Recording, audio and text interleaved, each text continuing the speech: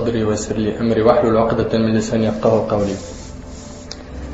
chers frères, mes chères sœurs, suite à plusieurs demandes concernant le port du voile, je me suis permis de faire ce rappel dans lequel j'ai essayé de répondre aux questions auxquelles se posent beaucoup de musulmans et musulmanes. Mes chers frères et sœurs, dans ces quelques mots, je vais laisser mon cœur s'adresser à vous, car Wallah el-Azim, mon cœur brûle de peine en voyant l'état de certaines de nos sœurs qui sont tombées hélas dans les panneaux de Satan, se sont laissées séduire par ce bas monde éphémère au point où elles ont échangé l'éternel, le paradis, contre l'éphémère, ce bas monde. Elles ont préféré ce bas monde à l'au-delà. Sachez que les gens ont des cœurs qui en général sont propres. Mais il y en a parmi eux qui ont un tout petit peu de poussière sur leur cœur. Avec des paroles douces, comme on a dit tout à l'heure, et une bonne manière d'exposer les arguments, on parvient à effacer cette poussière et faire briller les cœurs. Les faire briller. Donc toutes nos sœurs aujourd'hui, qu'elles comprennent bien qu'au jour d'aujourd'hui, s'il y a un petit blocage en ce qui concerne le hijab, t'en fais pas ma sœur. C'est juste un petit peu de poussière. Et avec l'aide d'Allah subhanahu wa ta'ala, si tu es sincère, je parviendrai à le porter. Sachez que les gens, mes chers frères et chères sœurs, n'ont pas le droit de désespérer d'eux-mêmes. C'est interdit en islam. Genre la personne elle dit, moi je changerai jamais. Ça t'as pas le droit de le dire. Ou je porterai jamais le hijab, je ne porterai pas le voile. T'as pas le droit de dire ça car tout le monde peut changer. La preuve, Omar ibn Khattab radiyallahu anhu, que vous connaissez tous, deuxième calife de l'islam, à qui il a été promis le paradis, cet homme-là, il combattait l'islam avant d'avoir embrassé l'islam. Vous savez ou pas? C'était au début un ennemi de l'islam.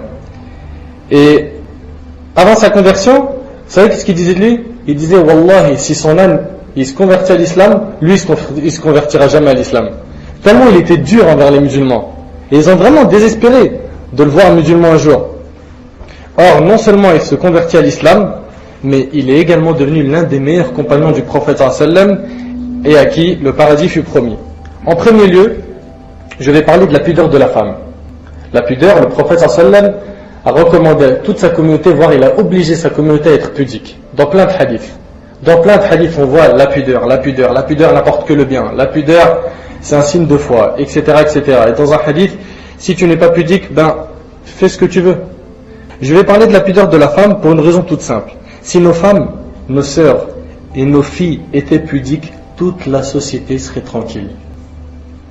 Vous êtes d'accord avec moi ou pas? Ouais, tout le temps vous mettez tout sur les femmes. Non, mais pas tout sur les femmes. Les hommes aussi, ils ont leurs obligations, leurs devoirs. Mais si nos femmes, nos sœurs et nos filles étaient pudiques, toute la société serait tranquille. J'ai pas envie, par ce message-là, d'offenser les femmes. Bien au contraire. Mais le fait est que, dès que nos ennemis décident d'attaquer notre religion, ils commencent par la femme, en lui retirant sa pudeur, parce qu'après il est facile de corrompre les hommes. Vous confirmez ou pas? Dès que la pudeur elle part, ça y est, l'homme il tombe comme une mouche. Hélas, celui qui tombe comme une mouche, c'est quelqu'un qui a ouvert son cerveau et ses oreilles au diable. Si l'homme doit être pudique, la femme doit l'être plus encore, car cette vertu est plus proche de sa nature. Et la forme la plus naturelle de la pudeur chez la femme est de couvrir son corps. La pudeur donc de la femme c'est quoi? C'est le hijab. Et quand je parle de hijab, il faut bien comprendre une chose, ma sœur, toi qui m'entends aujourd'hui. Quand je dis hijab, c'est pas juste le bout de tissu que tu mets sur ta tête. C'est un ensemble, le hijab. Le hijab, c'est tout un ensemble. Il a des conditions, le hijab. Je vais pas rentrer dans ces conditions, c'est un autre thème. Mais il faut juste que tu saches qu'un hijab avec un jean serré, c'est pas bon. Un hijab avec du parfum, c'est pas bon. Un hijab avec des vêtements transparents, c'est pas bon. Un hijab avec des mèches qui ressortent, le cou qu'on voit, les oreilles, la boucle d'oreille pour faire le style fashion, c'est pas bon. C'est pas bon, ma soeur. Ça, c'est un hijab qui a besoin d'un hijab. Donc, Allah subhanahu wa ta'ala a imposé le hijab à la femme pour préserver sa chasteté, protéger son honneur et comme témoignage de sa foi. L'islam respecte la femme. Et il est tout naturel que Dieu veuille la garder et la préserver de tout ce qui pourrait la blesser ou lui nuire. Dès lors, ma sœur, la société qui s'écarte de la voie d'Allah et dévie de son droit chemin est une société malade. Une société qui dévie du chemin d'Allah Azzawajal, elle est malade. Et elle a besoin d'un remède qui l'amènera à la guérison et au bonheur. Et parmi les signes montrant que la société s'est écartée de cette voie et illustrant avec précision sa dérive, on note la propagation du phénomène des jeunes femmes qui se découvrent et étalent leur charme. Ça prouve que la société, elle va mal. Parce que les filles, ils ont oublié, ça veut dire quoi la pudeur? Ou peut-être ils ont une autre définition de la pudeur. On s'aperçoit que malheureusement, ce phénomène fait désormais partie des caractéristiques même des sociétés musulmanes. Bien que le vêtement islamique y soit répandu. Même dans les pays musulmans aujourd'hui, tu vas, tu trouves des hijabs taïwanais. Des hijabs, comme j'ai dit tout à l'heure, qui ont besoin de hijab. Tu vois, alors que le vêtement islamique, il y est répandu. Maintenant, quels sont les facteurs qui ont entraîné à cette dérive? Qu'est-ce qui a fait en sorte que tout a dérivé comme ça? En réponse à cette question, qui a été posée à différentes catégories de jeunes femmes, une quinzaine de raisons principales en ressortent. En les analysant, ces raisons-là, ces prétextes, en les examinant, nous nous sommes rendus compte combien ces prétextes sont piètres, sont sans valeur. Sœurs musulmanes qui m'écoutent, parcourons ensemble ces prétextes pour découvrir les raisons pour lesquelles on renonce au hijab et discutons de chacune séparément. Et je demande à Allah subhanahu wa ta'ala de me le faciliter, de m'accorder sa satisfaction et la sincérité. Amin. Pourquoi refuses-tu de porter le hijab, ma sœur? Contrairement à pourquoi refuses-tu de prier, j'avais crié, j'étais méchant, tout ça. Là, je suis avec les sœurs, je sais que les sœurs, c'est pas la même chose. Il y a le côté sensible, c'est pas la même manière de voir les choses, donc je vais aller doucement. Pourquoi refuses-tu de porter le hijab, ma sœur? Premier prétexte, le plus connu, c'est lequel? Je suis pas convaincu. Le hijab, c'est pas obligatoire. C'est pas écrit dans le Coran. C'est que pour les femmes des prophètes, c'est pas pour nous. Arrête un peu, tu lis mal la religion. Analyse bien. J'ai regardé moi sur TF1, ils ont bien expliqué ça. D'accord. Nous posons deux questions à cette sœur. Toi, tu dis t'es pas convaincu. Première question, est-ce que tu es convaincu de l'islam? T'es convaincu ou pas de la religion musulmane? C'est obligatoire que tu vas entendre, bien sûr que je suis convaincu. Bien sûr. Allez. Deuxième question. Est-ce que le hijab fait partie de l'islam? Tu es convaincu de l'islam, tu m'as dit. Il n'y a pas de doute, pas de problème. Deuxième question. Est-ce que le hijab fait partie de la loi de l'islam et ses obligations? Si tu es sincère, ma sœur, et que tu te penches sur cette question, en voulant trouver la vérité, tu répondras par l'affirmative. Oui, le hijab fait partie de l'islam. En effet, Allah subhanahu wa ta'ala, en qui nous croyons, a ordonné de porter le hijab dans son livre, de même que le prophète sallallahu alayhi wa sallam l'a ordonné dans sa sunna. Le hijab est cité dans une vingtaine de hadiths. Une vingtaine.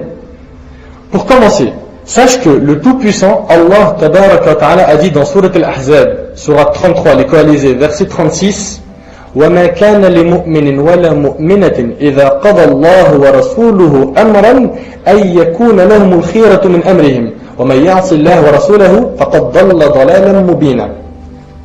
Allah subhanahu wa ta'ala dit, il n'appartient pas à un croyant ou à une croyante, tu en fais partie, tu es concerné par ce verset, il n'appartient pas à un croyant ou à une croyante, une fois que Dieu et son messager ont décidé d'une chose, d'avoir encore le choix dans leur façon d'agir.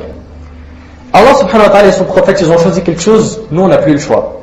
On n'a plus de, oui mais je suis pas trop convaincu, oui mais en fait il serait mieux de faire ça plus tard, pas maintenant. Ça a été choisi par Allah et son prophète, c'est terminé. Toi tu n'as plus de choix. Et quiconque désobéit à Dieu et à son messager, c'est égaré, certes, d'un égarement évident. Tu n'as donc pas à avoir un autre choix. Et sache que c'est le meilleur choix qu'Allah et son prophète ont choisi. Comment désigner celle qui est convaincue de l'islam, mais ne met pas en pratique ce qu'Allah et son prophète lui ont ordonné? C'est-à-dire, toi tu me dis, je suis convaincu que l'islam c'est ma religion. Mais comment te désigner, toi qui dis, l'islam c'est ma religion, le hijab fait partie du Coran, et voilà, je bloque, j'arrive pas. En tout cas, cette sœur, elle ne fera pas partie de ceux dont Allah subhanahu wa ta'ala a dit إنما كان قول المؤمنين إذا دعوا إلى الله ورسوله ليحكم بينهم أن يقولوا سمعنا وأطعنا وأولئك هم المفلحون. Allah dit, la seule parole des croyants, écoute très bien, la seule parole des croyants, quand on les appelle vers Allah et son messager, pour que celui-ci juge parmi eux, c'est qu'ils disent, nous avons entendu et nous avons obéi. Voilà ceux qui réussissent. Ça c'est dans Surat An-Nur, Surat 24, Surat la Lumière, verset 51. Le croyant, quand il entend « Qala Allah, qala Nabi sallallahu alayhi wa sallam », qu'est-ce qu'il dit? « Sami'na wa ata'na ». On a entendu et on a obéi. Ça c'est le vrai croyant. Et la croyante c'est celle qui dit « J'ai entendu et j'ai obéi ». En somme, si une telle sœur est convaincue de l'islam, comment peut-elle ne pas être convaincue de ses obligations? Pour terminer, ma sœur, cette question, je vais te prouver que cette obligation est bel et bien citée à plusieurs reprises dans le Coran. Tu me dis le hijab, c'est écrit dans le Coran? Bon, ok, d'accord. D'accord, c'est écrit dans le Coran, mais c'est pas pour nous, c'est pour les femmes des prophètes. Allah dit dans Surat Al-Ahzab, Surat 33, les coalisés, verset 59, Ya ayyuhan nabi. Allah s'adresse au prophète sallallahu alayhi wa sallam. Qul li azwajika wa banatika wa nisa'il mu'minin يدنين عليهن من جلابيبهن ذلك أدنى أن يعرفن فلا يؤذين وكان الله غفورا رحيما. Au prophète, Allah il s'adresse à qui? À Muhammad sallallahu alayhi wa sallam. Au prophète, dis à tes épouses, à tes filles et qui? Et aux croyantes, tu en fais partie, de ramener sur elles leur grand voile. Elles en seront plus vite reconnues et éviteront d'être offensées. Allah est pardonneur et miséricordieux. Dans ce verset, Allah s'adresse bien aux croyantes. Et sachant que tu en fais partie, tu es concerné par ce verset. Dans un autre verset, Allah tabaraka wa ta'ala dit, dans Surat An-Nur, Surat 24, verset 31, وَقُلْ لِلْمُؤْمِنَاتِ يَغْضُضْنَ مِنْ أَبْصَارِهِنَّ وَيَحْفَظْنَ فُرُوجَهُنَّ وَلَا يُبْدِينَ زِينَتَهُنَّ إِلَّا مَا ظَهَرَ مِنْهَا وَلْيَضْرِبْنَ بِخُمُورِهِنَّ عَلَى جُيُوبِهِنَّ. Dans ce verset, Allah dit, et dit aux croyantes de baisser leur regard. Ça c'est un. De garder leur chasteté et de ne montrer de leurs atours que ce qu'il en paraît. C'est-à-dire quoi de montrer de leurs atours ce qu'il en paraît? C'est-à-dire qu'elle a le droit de montrer que, comme l'ont dit certains savants, le visage et ses mains. Ça veut dire de ne montrer de leurs atours que ce qu'il en paraît. Et qu'elles rabattent leur voile sur leur poitrine. Alors ma sœur, le hijab, le voile, il est cité dans le Coran ou pas? Oui ou non? Le premier verset, Allah a dit, dis à tes épouses, à tes filles aux croyantes, de ramener sur elles leur grand voile. Tu fais partie des croyantes. Et dans le deuxième verset, et de ne montrer de leurs atours que ce qu'il en paraît. Des savants précisent qu'il s'agit du visage et des mains, et qu'elles rabattent leur voile sur la poitrine. Ces versets sont destinés à ceux qui prétendent que les versets du hijab ne sont pas clairs dans le Coran. Je m'adresse à toutes les femmes qui m'écoutent et leur dis de porter le hijab. Je dis aux hommes de transmettre ce message à leurs épouses et aux filles, ceux qui sont présents aujourd'hui, et que jusqu'à maintenant leurs filles et leurs femmes, leurs sœurs ne portent pas le hijab, ils doivent en parler dans leur famille. Bien sûr, il ne faut pas brusquer les gens, mais les aider et les convaincre du mieux qu'on peut, car on est responsable de nos femmes et de nos filles. C'est une amana, le jour du jugement, Allah subhanahu wa ta'ala va nous poser des questions sur nos familles. Vous savez, les premières musulmanes, quand ils ont entendu ce verset, comment ils ont réagi? Parce qu'une personne peut se dire, comment ils ont réagi? Est-ce qu'ils ont dit, tiens, d'accord, c'est obligatoire, donc la semaine prochaine je vais le mettre, dans 2 mois, quand je serai prête, quand je me marie, quand je vais me repentir, quand je ferai le hajj, quand j'aurai 40 ans, quand j'en aurai 60, quand mes doigts vont tous tomber? Écoutez bien, les premières musulmanes ont immédiatement exécuté l'ordre divin. Et c'est aux femmes Ansar, médinoises, que Aïcha radiallahu anha fait allusion dans ce hadith. Ibn Abi Hatim rapporte avoir cité les femmes Qurayshites, ainsi que leur mérite. Celle-ci lui répondit, effectivement, les femmes Qurayshites, celles de Quraysh vivant à Mecca, ont beaucoup de mérite. Mais je jure par Dieu que je n'ai jamais vu de meilleure femme que celle des Ansar. Les Ansar, c'est celles qui vivent où? À Médine. D'accord? En Arabie Saoudite. Leur foi en Dieu était plus forte. Donc Aïcha radhiyallahu anha dit, les femmes des Ansar, leur foi était plus forte que les femmes de Mecca. Dès que la sourate La Lumière eut été révélée avec les versets du hijab, leurs hommes accoururent chez eux pour en informer leurs épouses, leurs mères et leurs filles, qui appliquèrent aussitôt le verset et se présentèrent le lendemain à la prière de l'aube, enveloppés de leur hijab. Immédiatement, ils ont porté le hijab, silencieuses et immobiles. J'aimerais beaucoup que tous les hommes qui écoutent ce hadith le transmettent à leurs épouses. Dans un autre hadith, Al-Bukhari rapporte que Aïcha radhiyallahu anha a dit que Dieu accorde sa grâce aux femmes qui ont émigré avec le prophète sallallahu alayhi wa sallam, car elles ont été les premières à appliquer ce verset, qu'elles rabattent leur voile sur leur poitrine. Vous savez qu'est-ce qu'ils ont fait les femmes à l'époque du prophète sallallahu alayhi wa sallam quand ils ont entendu ce verset? Et le hadith est rapporté par Al-Bukhari. Immédiatement, elles sont rentrées chez elles, elles ont découpé une de leurs robes et elles l'ont mis en hijab, tout de suite, et se sont précipitées. Donc toi, la sœur qui dit, ce verset il sous-entend pas le hijab. Pourquoi elles ont fait ça, les femmes du prophète sallallahu alayhi wa sallam? Ils ont bien compris que c'était le hijab. La preuve, elles l'ont porté, d'accord?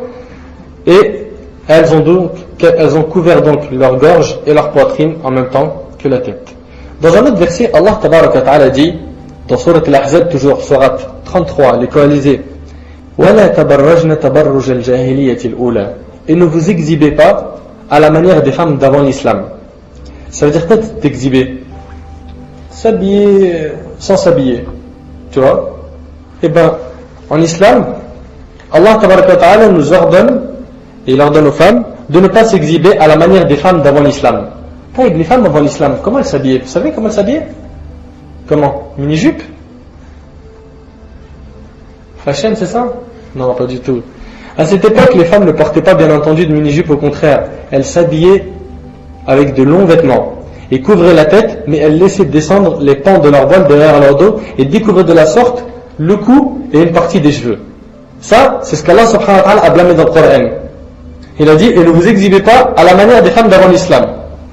Et on a, dans certains pays musulmans, des femmes qui portent un hijab avec la mèche qui tombe, tu vois, et la mèche, il y a la teinture ici, c'est rouge, je sais pas, jaune, je sais pas quoi, à l'intérieur c'est l'autre couleur, on voit la boucle d'oreille, on voit un morceau du cou. C'est quoi ce hijab? C'est un hijab, ça ma soeur, pour toi? C'est pas sérieux. Et ben ça c'était le hijab de l'ancienne. Imagine-toi aujourd'hui le hijab d'aujourd'hui. On voit des hijabs avec des t-shirts, on voit ses bras, on voit des hijabs avec un jean, il va exploser sur son corps. Et ben elle découvre un peu de son cou et de ses cheveux, et ça Allah subhanahu wa ta'ala l'a blâmé. Imagine-toi aujourd'hui les tenues. C'est pas ce verset, faudrait leur lire, et ne vous exhibez pas à la manière des femmes d'avant l'islam. Même, on peut même pas comparer avec les femmes d'avant l'islam. Cela rappelle énormément le hijab incomplet que portent quelques jeunes filles de nos jours. Je ne veux pas qu'elles se sentent offensées par ce que je dis, mais c'est malheureusement une triste vérité. Nous devrions avoir honte si le prophète sallallahu alayhi wa sallam et ses compagnons ils faisaient une visite dans la ville où on vit. D'accord? Ma soeur qui m'entend. Le prophète sallallahu alayhi wa sallam et les compagnons ils vont frapper à ta porte. Le prophète sallallahu alayhi wa sallam il vient chez toi, ma soeur, avec les compagnons. Il doit avec cette tenue vestimentaire. Est-ce qu'il sera content de toi? Ne dis pas oui s'il te plaît. Sois sincère avec toi-même. Que leur dirons-nous le jour du jugement? Vous savez, l'imam Ahmad ibn Hanbal, un des grands imams de notre communauté, une fois il est sorti et pendant qu'il marchait, il y a un petit coup de vent qui a fait soulever le bas de la robe d'une femme. D'accord? Et il en a vu sa cheville. Il a pris la manche de son vêtement, il a fait ça, il a dit, on vit vraiment dans une époque de tentation. Qu'est-ce qu'il dirait l'imam Ahmad s'il venait aujourd'hui à Paris? Qu'est-ce qu'il dirait? Un morceau de cheville, c'est une tentation pour toi et imam? Allahu Akbar. Je parle, mes sœurs, de votre pudeur envers Allah subhanahu wa ta'ala. Est-ce que vous n'avez pas honte de vous habiller de manière aussi peu convenable et d'être une cause de trouble dans la société? Réfléchissez, mes sœurs, vous qui m'entendez, et qui persistez à vous habiller de cette manière pour plaire aux mecs et pour trouver un mari. On y arrive à celle-là. Deuxième prétexte. Je ne supporte pas la chaleur. Que dire si je porte en plus le hijab? Écoute, moi, mettre un bout de tissu sur ma tête, ça va m'étouffer. D'accord? Donc arrête s'il te plaît. La religion, c'est la facilité. D'accord. Allah subhanahu wa ta'ala, tu sais qu'est-ce qu'il dit, ma sœur? Il dit قُلْ نَارُ جَهَنَّمْ أَشَدُّ حَرًّا لَوْ كَانُوا يَفْقَهُونَ. Dit, le feu de l'enfer est d'une chaleur encore plus intense, s'ils comprenaient. Surat At-Tawbah, le repentir, Surat 9, verset 81. Comment peux-tu comparer la chaleur de ce monde à celle du feu de l'enfer? Vous savez que le feu qu'on a ici, c'est 15 sur 70 du feu de l'enfer. Est-ce que vous savez que le feu de l'enfer, Allah tabaraka wa ta'ala, il l'a préparé en 3000 ans? 3000 ans. C'est-à-dire quoi? C'est pas un petit feu. Déjà rien que le feu de ce bas monde, tu es incapable de mettre ton doigt sur une bougie pendant une minute. C'est 70 fois plus que ce qu'on a dans ce bas monde. Comment tu peux supporter d'enlever ton hijab avec ce prétexte? Ma sœur, le feu de l'enfer il est plus chaud. Moi je te conseille de porter le hijab, tu vois, supporte le soleil, les canicules qu'on vit sur terre, comme ça au moins, le jour du jugement tu auras le Jannah, le paradis. Dans Sahih al-Bukhari, le prophète sallallahu alayhi wa sallam dit, selon Abu Sa'id al-Khudri, attendez la fraîcheur pour faire la prière, car la chaleur intense est une émanation de la Jahannam. Il dit ici que quand vous voulez faire la prière, attendez la fraîcheur. Pourquoi? Car la chaleur intense que vous voyez ici, c'est qu'un souffle de la Jahannam, de l'enfer, de Jahannam. Dans un autre hadith, Abu Hurayra rapporte dans Sahih al-Bukhari que l'enfer elle s'est plaint à son Seigneur. L'enfer elle est partie dire à Allah, l'enfer elle parle. C'est écrit dans le Coran, c'est dans la Sunna du prophète sallallahu alayhi wa sallam. L'enfer se plaignait auprès de son Seigneur en ces termes: Seigneur, mes parties se rongent les unes les autres. Alors Allah Azza wa Jal lui accorda 2 souffles. Il a dit bon, puisque tes parties elles se rongent les unes les autres, souffle 2 fois dans l'année, une fois en hiver et une fois en été. Et le prophète sallallahu alayhi wa sallam dit: d'où la chaleur la plus intense et le froid le plus glacial que vous voyez en été et en hiver. J'explique. L'enfer elle s'est plaint à Allah que ses parties se rongeaient les unes les autres. Il a dit bon, puisque c'est comme ça, souffle 2 fois dans l'année, une fois en été, une fois en hiver. Et ce souffle que l'enfer fait une fois en hiver et une fois en été, nous fait vivre la chaleur la plus intense qu'on voit aujourd'hui et le froid le plus glacial qu'on voit en hiver. C'est qu'un souffle. C'est qu'un souffle, imagine-toi à l'intérieur. Sache, chère sœur, que le diable t'a piégé dans l'un de ses filets pour te conduire au feu de Jahannam. Sauve-toi et considère la chaleur du soleil comme un bienfait et non un méfait. Elle te rappelle en effet la dureté du châtiment d'Allah Azza wa Jal. Si toi t'arrives pas à supporter ça, rappelle-toi que l'enfer c'est plus chaud. Rappelle-toi que le châtiment dépasse de loin cette chaleur. Alors tu sacrifieras le confort de cette vie pour être sauvé de l'enfer dont Allah subhanahu wa ta'ala dit de ses habitants: La yadhuquna fiha bardan wala sharaba illa hamiman wa ghassaqa. Dans sourate An-Naba, dans le verset 24 et 25, Allah tabaraka wa ta'ala dit: ils n'y goûteront en enfer ni fraîcheur ni breuvage, hormis de l'eau bouillante et du pu. Ça c'est la boisson des gens de l'enfer. De l'eau bouillante et du pu. La nourriture, pareil, c'est des fruits que tu as mangés, ils arrivent à ta gorge, ça devient des pics dans ta gorge. Les vêtements en enfer, c'est des vêtements de feu. Pourquoi choisir ce chemin? Pourquoi obéir au diable? Pour finir, il est tout naturel que tu trouves le hijab difficile, car le chemin menant en enfer est embelli de beaucoup de choses attirantes. Mais souviens-toi que la récompense est très grande, ma sœur, et que ça vaut vraiment le coup de se sacrifier pour Allah. 3e prétexte: si je m'engage à porter le hijab, j'ai peur de l'enlever plus tard. Moi franchement j'ai peur. Si je mets le hijab et je l'enlève plus tard, ça le fait pas. Si tout le monde pensait comme toi, ma sœur, les gens délaisseraient la religion dans l'ensemble et dans le détail. Ils délaisseraient la prière parce qu'ils craindraient de l'abandonner, et délaisseraient le jeûne parce qu'ils auraient peur d'y renoncer, etc. Vois-tu comment est-ce que le diable tend à nouveau son piège et te détourne de la guidée, alors qu'Allah subhanahu wa ta'ala aime la constance dans l'obéissance, quand bien même elle serait minime ou recommandée. Que dire s'il s'agit d'un devoir obligatoirement tel que le hijab? Selon Aïcha radhiyallahu anha, le prophète sallallahu alayhi wa sallam a dit: Ahabbul amali ila Allah adwamuhu wa in qall. L'œuvre la plus aimée par Allah est celle qui est la plus durable, si peu soit-elle, rapportée par Muslim. Maintenant, toi qui dis j'ai peur de l'enlever plus tard parce que j'ai vu des filles l'enlever, tout ça, pourquoi ne chercherais-tu pas à connaître les raisons qui ont poussé ces sœurs à délaisser le hijab pour les éviter et t'empresser d'y remédier? Pourquoi pas faire l'inverse? Cherche les raisons qui ont fait en sorte que tes sœurs ont enlevé le hijab. Pour pas faire comme elles. Parce que c'est une obligation. C'est un ordre d'Allah Azza wa Jal. On ne peut pas le nier. Pourquoi ne pas chercher les moyens de rester fermement sur le chemin de la guidée et de la vérité afin de s'y attacher? Parmi ces moyens, ma sœur, il y a implorer Allah Azza wa Jal. Implorer Allah Azza wa Jal de préserver l'attachement de notre cœur à la religion. Demande à Allah qu'il préserve ton cœur dans sa religion. Comme le faisait le prophète sallallahu alayhi wa sallam. Ainsi que la prière et l'humilité.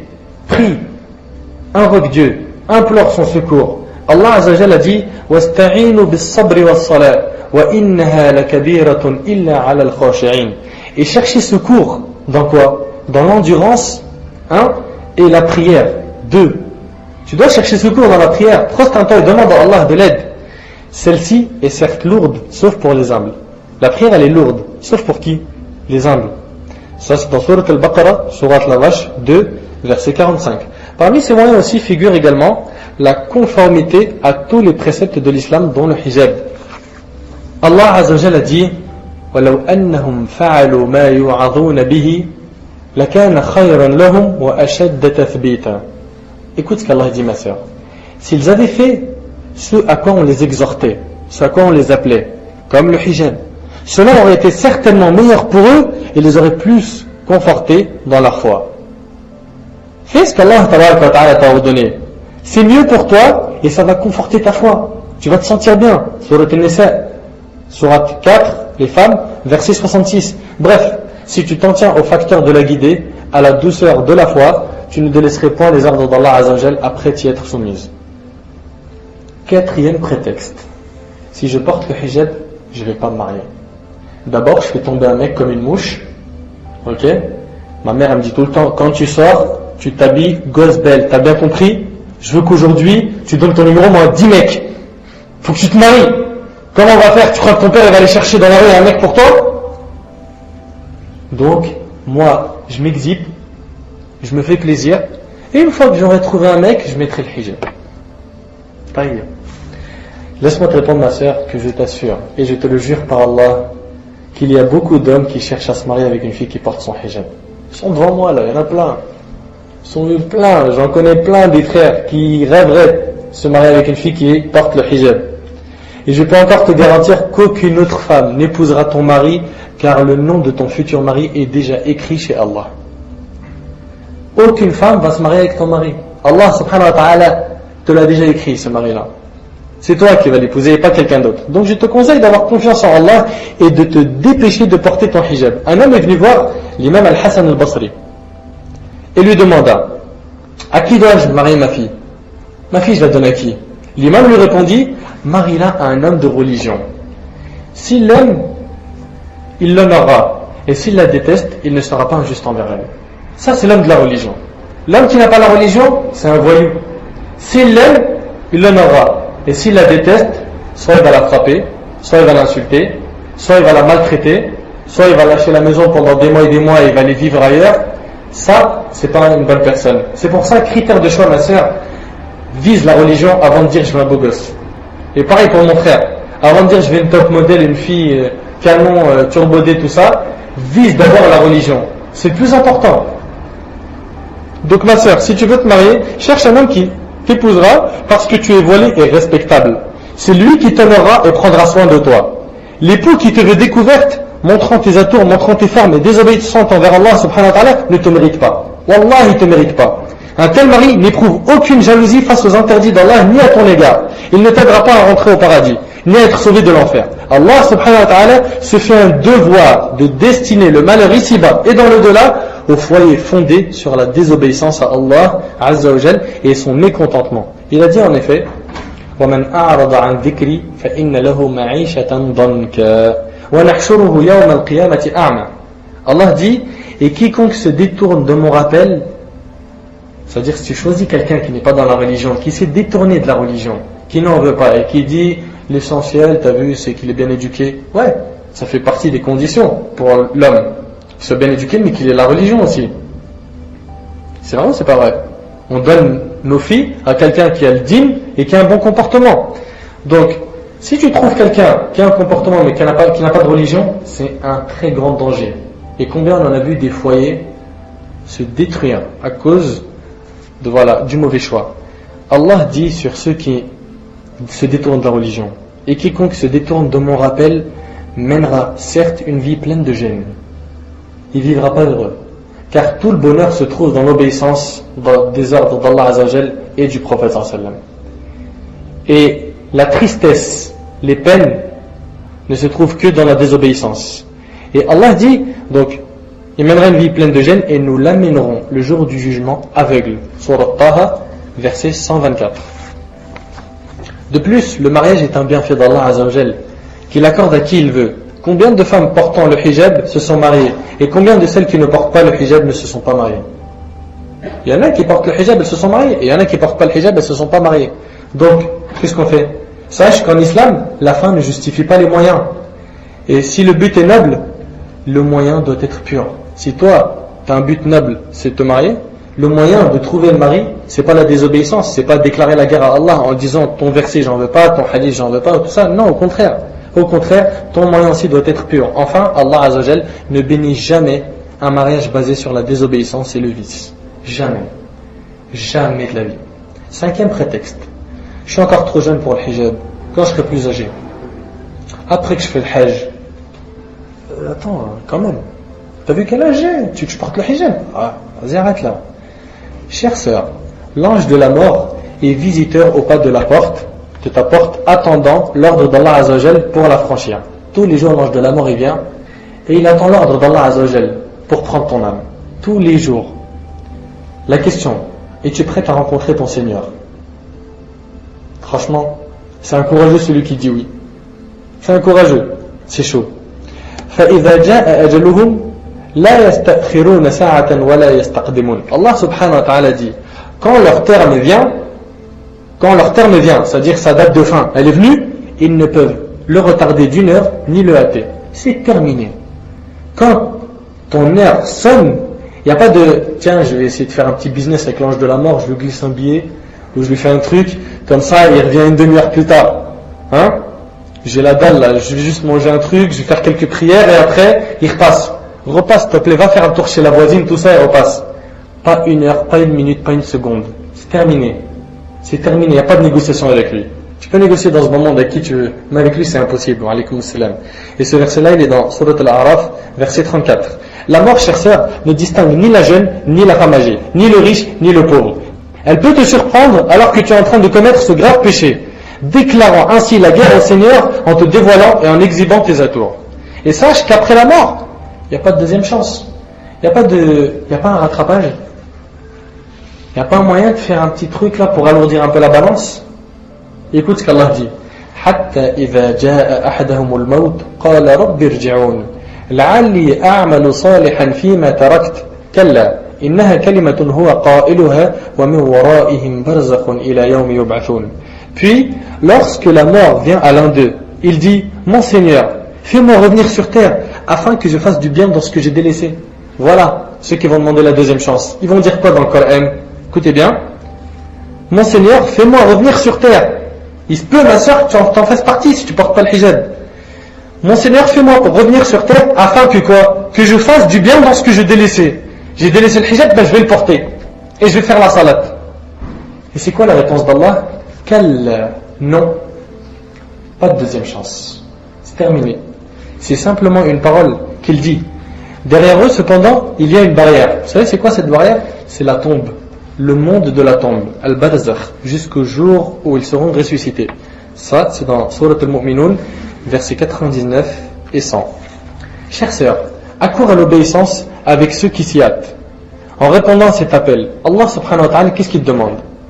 Il demande à tous les musulmans et musulmanes de pratiquer ce verset. Sabiqu ila maghfiratin min rabbikum wa jannatin 'arduha ka'ardis samai wal ard.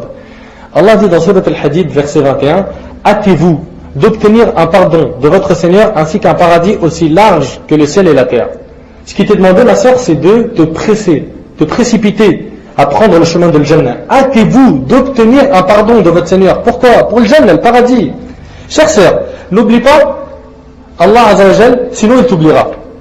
Si tu oublies Dieu et tu dis, vas-y écoute, franchement c'est bon, tu m'as saturé le cerveau avec ton hijab là, laisse tomber. Laisse tomber, c'est pas la peine de parler avec moi. Moi j'en veux pas. D'accord. Si tu oublies Allah Azza wa Jal, il t'oubliera en détournant de toi sa miséricorde. Ici-bas et dans l'au-delà. Ne néglige pas les droits d'Allah Azza wa Jal, l'obéissance et l'adoration, car il te fera oublier ta propre personne. Si tu oublies Allah, il te fera oublier ta propre personne. Allah dit également وَلَا تَكُونُوا كَالَّذِينَ نَسُوا اللَّهَ فَأَنْسَاهُمْ أَنفُسَهُمْ أُولَٰئِكَ هُمُ الْفَاسِقُونَ. Ne soyez pas comme ceux qui ont oublié Allah. Il leur a alors fait oublier leur propre personne. Il lui a fait oublier, c'est quoi l'objectif de la vie? Il lui a fait oublier que la base de tout, c'est que j'obéisse à Allah Azza wa Jal. La base de tout, c'est la satisfaction d'Allah Azza wa Jal. Et ce verset dans Surat Al-Hashr, verset 19. Ma sœur, même à ton âge, éloigne-toi de tous les péchés, notamment le fait de délaisser le hijab, car Allah Azza wa Jal est dur en punition et on a peur pour toi. Et il t'interrogera le jour de la résurrection sur ta jeunesse et sur chaque instant de ta vie. Comme l'espoir est tenace. Lis avec moi ce qu'Allah Azza wa Jal dit sur l'espoir. Les gens, vous savez, pourquoi ils retardent les bonnes actions? Parce qu'ils ont espoir de vivre longtemps. Pourquoi tu ne pries pas plus tard, Inch'Allah? Le hijab, c'est pour quand, ma sœur? Pas maintenant, plus tard. C'est quand que tu vas être bien avec tes parents? Pas maintenant, plus tard. Parce qu'il a espoir de vivre longtemps. Écoute ce qu'Allah dit. ذَرْهُمْ يَأْكُلُوا وَيَتَمَتَّعُوا وَيُلْهِيهِمُ الْأَمَلْ فَسَوْفَ يَعْلَمُونَ. Laisse-les manger, jouir un temps et être distrait par l'espoir, car bientôt ils seront. Bientôt ils seront. Qu'est-ce qui les attend? Bientôt. Dans Surat Al-Hijr, Surat 15, verset 3. Comment peux-tu être sûr de vivre jusqu'à demain? Réponds-moi, ma sœur. Comment? Vous savez, parmi les pieux prédécesseurs, il y en avait, et ça doit être l'état de tous les musulmans. Il y en avait parmi nos pieux prédécesseurs, ils ne pensaient pas qu'ils allaient vivre jusqu'à la prochaine prière. Une fois, un parmi les salafs qui s'appelait Ma'rouf, il a été avancé pour prier imam pour salat al-dhuhr. Il leur a dit, je vais prier pour vous imam pour dhuhr, mais pour l'asr, comptez pas sur moi, vous trouvez un autre imam. Ils ont dit, recule. On met pas un imam, quelqu'un qui pense qu'il va vivre jusqu'à l'asr. Allez, recule. Ma soeur, comment tu peux me dire plus tard? Qui te garantit plus tard? Tu as signé un contrat avec l'ange de la mort, il t'a dit à telle date, je viendrai prendre ton âme, fais ce que tu veux, repens-toi juste avant, comme ça tout se passera bien pour toi. Comment tu peux garantir ça? Un de nos frères a raconté cette histoire. Écoute cette histoire, ma soeur. Voici ce qu'il a dit. Il dit, ma femme porte le hijab, walhamdulillah. Mais dans l'appartement en face d'une autre, habite une jeune fille qui non seulement ne porte pas le hijab, mais en plus elle s'habille critique. Catastrophe. Cependant, ma femme entretenait une bonne relation avec elle. Et ça, c'est une chose très importante. Regarde, elle porte le hijab et sa voisine décapotable. Mais malgré ça, elle se comporte bien avec elle. Et c'est le rôle de nos sœurs musulmanes. C'est pas parce que tu as vu une sœur musulmane dans la rue qui porte des vêtements comme ça qu'elle n'a pas un bon fond et qu'elle n'aimerait pas changer un jour, mais elle attend une main qui se tend vers elle, c'est tout. Soit toi cette main qui se tend vers elle. Écoute ma sœur. Donc, cette femme-là, elle avait une bonne relation avec sa voisine. Un jour, cette voisine vint trouver ma femme, il raconte l'homme, et lui demanda de l'accompagner pour acheter des vêtements. Donc la femme qui est en hijab là, elle profite, elle a saisi l'occasion et elle a accepté. Elle a dit, mais j'ai une condition, c'est que tu m'accompagnes d'abord à une conférence. Il y a un rappel, un vers dans telle mosquée, on y assiste, après on va faire ce que tu veux, on va acheter les vêtements que tu veux. Il dit, cet homme-là, ma femme raconte, nous sommes allés à la conférence dont le thème était justement le repentir et le retour à Allah Azza wa Jal. Ma jeune voisine écoutait avec un très grand intérêt. À la fin de la conférence, elle avait l'air très bouleversée. Ses yeux étaient inondés de larmes. Et elle se mit à répéter ce mot. Je me repens. Oh Allah, je me repens. Couvrez-moi. S'il vous plaît, couvrez-moi. On lui disait, mais attends de rentrer chez toi pour porter le hijab. Calme-toi, il n'y a pas de problème. Mais elle ne voulait rien entendre. Et insistait pour qu'on lui cherche quelque chose pour la couvrir. Elle ne se calma que lorsque nous lui apportâmes une cape et un voile. En nous rendant à la maison, ma jeune voisine fut renversée par une voiture et elle mourut sur le champ. Elle vient de porter le hijab et juste après, même pas quelques minutes, Allah subhanahu wa ta'ala a décidé de prendre son âme. T'as vu ma soeur combien cette fille a été privilégiée d'avoir pu se repentir seulement quelques minutes avant sa mort? Alors ma soeur, je te supplie de ne plus jamais dire de ta vie, je suis trop jeune, plus tard. Pour porter le hijab, c'est tout de suite et pas demain ma soeur. Car par Dieu, les jeunes aujourd'hui meurent de plus en plus. Et ça, on le voit de nos jours. C'est vrai ou c'est pas vrai?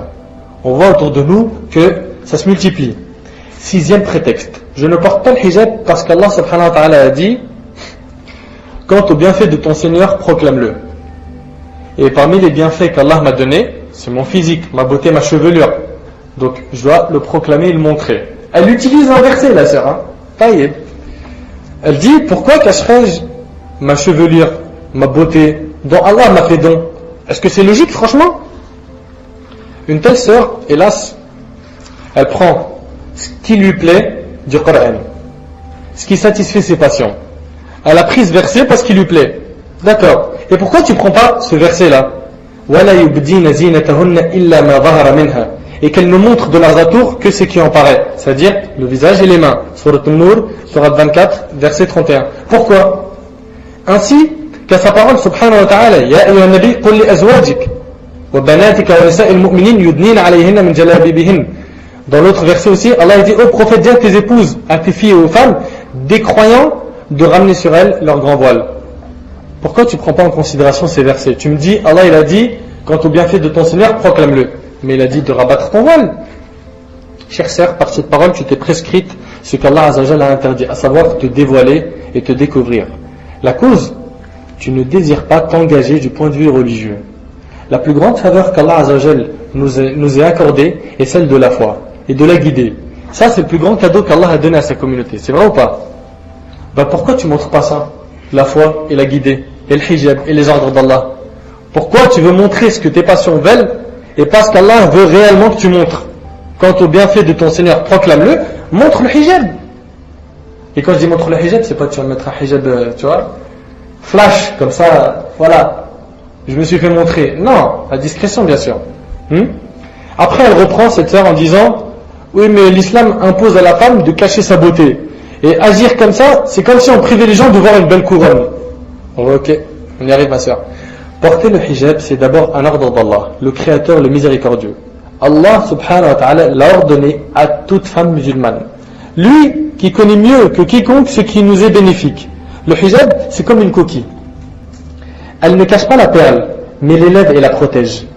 Le hijab religieux est la manifestation de la pudeur, de la foi et de la dignité. La beauté, ma sœur, ne s'exprime pas par des colorants artificiels. Vous connaissez les filles aujourd'hui, fond de teint 4 tonnes, on dirait elle a mis de la peinture, de l'enduit. Wallah al-azim, tu marches, tu dis qu'est-ce qu'elle a fait dans son visage là? Qu'est-ce qu'elle a fait? Elle est partie voir un mec du bâtiment, il lui a dit mets-moi 2 couches. Pourquoi? C'est vrai ou c'est pas vrai? Non, la beauté c'est pas ça. Une fille qui a mis tout ça dans son visage, c'est insupportable. Ni par les vêtements qui attirent l'attention et qui provoquent. C'est pas ça la vraie beauté.